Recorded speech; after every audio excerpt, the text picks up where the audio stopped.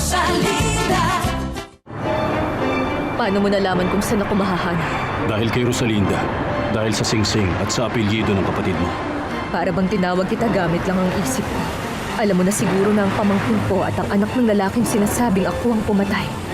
Nagmamahalan ng sobra. At simula nang malaman kong tungkol sa kanila, paulit-ulit ko nang iniisip kung ano bang kahihinatnan ng lahat ng to. Wala siyang ideya. Ni wala siyang kamalay-malay na yung babaeng kinamumuhian niya ng sobra at hinahanap niya ay ako.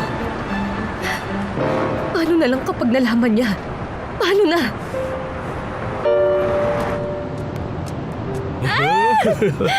Ay, mahal ko. Mabuti na lang wala si Papa rito. Wala tayong magiging problema ngayon. Kakalabanin kong pinakamabagsik na dragon para sa'yo. Ikaw talaga, sobra ka naman kay Papa. At isa pa, ang araw na to ay espesyal. Kailan mo gustong magpakasal tayo? Sandali lang, mahal ko. Kailan? Kailan naman? Kailan? Sa susunod na linggo natin gawin. Eh di yun na ang kasal natin. Sige! Magpasama ka sa mga kapatid mo para bumili ng damit at tutulungan ako ni Mama sa ibang bagay. Matutulungan din ako ni Ate Fedra. Kadarating lang niya. Mahal ko. Ano yan? Buksan mo na. Para sa akin? Siyempre, buksan mo na.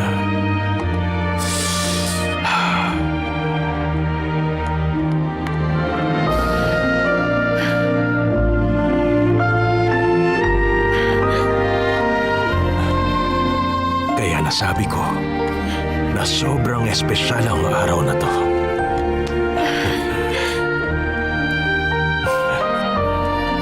Ito ang engagement ring mo, mahal ko.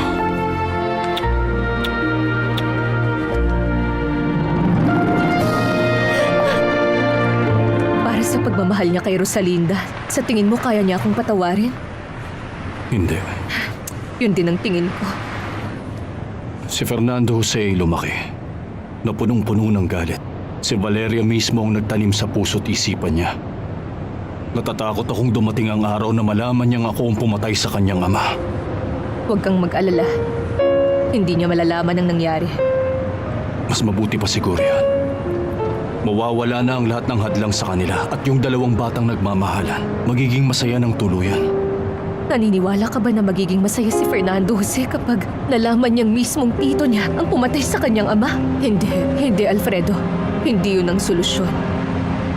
At isa pa, may mga bagay na pwedeng mabunyag at ako. Mga ibang bagay? Ano yun, Soledad?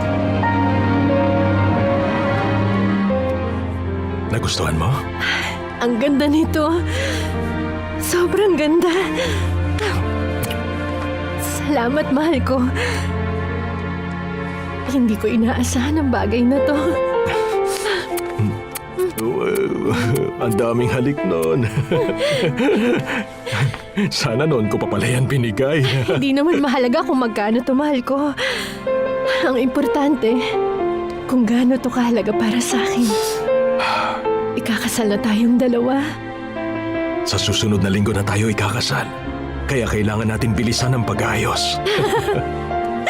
Dapat hatiin ko sa 4 ang katawan ko.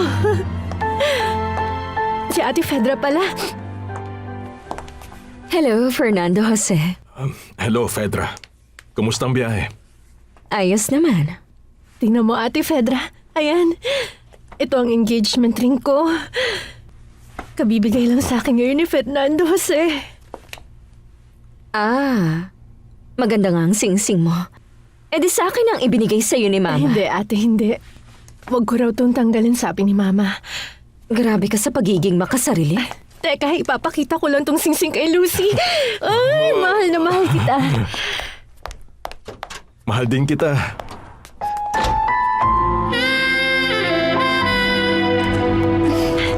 Lucy, tingnan mo tong napakagandang engagement ring ko. Kabibigay lang sa akin ni Fernando Jose ngayon. Ang ganda ng sing-sing. Kumikinang pa. Sa susunod na linggo na ang kasal namin. Aaminin ko na ang kapatid kong si Rosalinda, napakaswerte. Paano mo nasabi? Nauna kanyang nakilala kesa sa akin. Ano pa ba yung pwede nilang malaman? Wala yon. Ang importante ngayon ay huwag kang aamin na ikaw ang pumatay kay Jose Fernando Altamirano. Kailangan natin masigurong maghihiwalay ang dalawang bata bago pa mahuli ang lahat. Paghiwalayan? Paano? Hindi iiwan ni Fernando Jose si Rosalinda. Kausapin mo. Sabihin mo kung sino ako. Ano? Kailangan mo siyang kumbinsihin na wala talagang kasalanan si Rosalinda sa lahat. Na isa siyang inosente. Pag nalaman niyang tiyahin ni Rosalinda ang pumatay sa papa niya. At pinilit pa rin niyang magpakasal sila. Sana hindi niya ito saktan. At gamitin lang para maghiganti. Hindi ba pwedeng wag na lang nilang malaman? At hayaan natin sila magpakasal? Sa tingin mo ba posible yun? Nagbago ka ng pangalan. Nagawa mong itago ang pagkakakulong mo. Lalabas din yan balang araw. Mas magandang ipaalam mo sa pamangkin mo kung sino ako. Para siyang magdesisyon kung iiwan niya si Rosalinda o itutuloy pa rin niyang pagpapakasal nilang dalawa.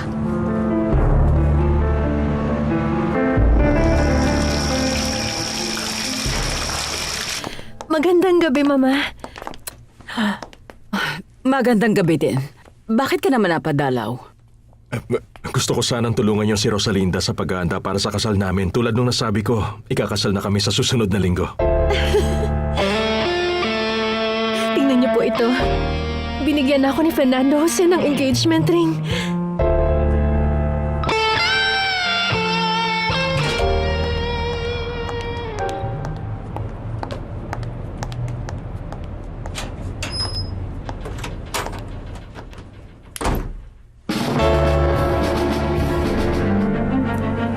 Ako si Fedra.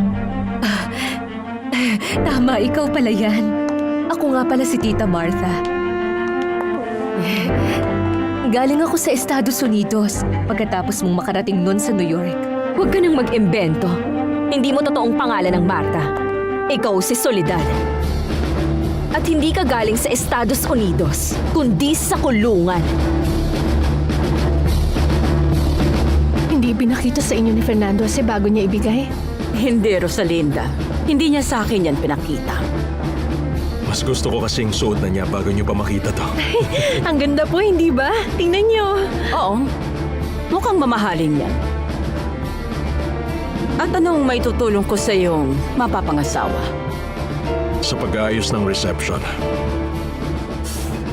Wala na tayong masyadong oras, Mama. At gusto kong pribado at mga malalapit lang na kaibigan ang bisita. Ano sa tingin niyo, Mama? Nagbigay na siya ng singsing. Kaya tuloy ang kasal sa susunod na linggo. At wala ako kahit na anong bagay sa kamay ko para sirain ang kasal nila. Ang kailangan ko na lang malaman ay kung anong nagawa mong krimen. Nagulat ka, di ba? Nagawa mong lokohin silang lahat. Maliban sa akin. Hindi ako nagulat, Fedra. Alam ko namang kilala mo ko. Ang hindi ko lang inasahan mula sa iyo ay kung bakit ganyan ang pananalita mo sa akin. Ako kasi yung tipo ng taong ayaw ng maraming pasakalye. Tama ka, Fedra. Nabisto mo na ako. Binabati kita ang talino mo. Siguro naman masaya ka na. Wala ka sa posisyon para magsalita ng ganyan. Bakit ganito mo ako tratuhin? Anong nagawa ko sa'yo?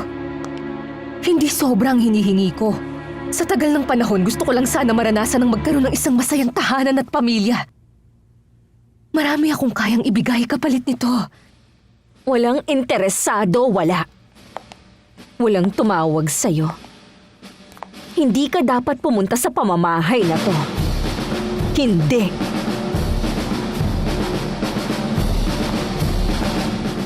Umalis na po ba siya? Ngayon lang umalis. Nalalapit na ang kanilang kasal. Binigyan pa niya ng singsing ang babaeng yun. Isang mamahaling singsing, Berta. Isipin mo, nagawa pa niyang gumastos ng malaki para sa isang taong hindi naman marunong magpahalaga. Paano na? Ano nang mangyayari? Kailangan makahanap ako ng paraan. Kahit ano, para mapigilan ang kasal. Kahit na ano pang paraan yan. Ang kapatid ko, Nagpahinga ng maaga si Senyor. Sobrang masakit ang ulo at medyo nilalagnat na rin siya. Gagawin ko siya ng tsaa para makainom na siya ng gamot. Bakit sa tingin mo hindi malalaman ng mga kapatid kong totoong ikaw? Alam kong imposible. Tama, tulad na lang noong nakita kong sulat na ipapadala sa'yo ni Mama sa kulungan. Nabasa mo ba yung sulat? Wala akong oras noon. Tinapon ni Lucy sa basurahan dahil hindi niya alam. Sayang at hindi ko natanggap yon. Sana nalaman ko kung anong gustong sabihin ni Dolores, lalo na nung malaman niyang malapit na siyang mamatay. Kahit ako, gusto ko rin malaman yon. Sayang hindi ko nabasa yon, pero nawala ko yon dahil itinago ko sa mga kapatid ko. Maiintindihan mo naman siguro dahil isang malaking kahihiyan ang magkaroon ng kaugnayan sa'yo. Nakikiusap ako, Fedra. Kaya wag mo akong huhusgahan dahil hindi ako masama. Ang tanging ginagawa ko lang ngayon ay protektahan ang pamilya ko. Kanino? Sa'yo! Sa masama mong impluensya, sa masama mong reputasyon. Napapaisip ako kung ano talagang nangyari. 20 taon kang nakakulong. Mabigat para sa pagnanakaw. Mukhang may patayang nangyari. At gusto kong malaman sinong nagawa mong patayin. Wala akong pakialam kung ayaw mo magsalita. Malalaman ko rin yon.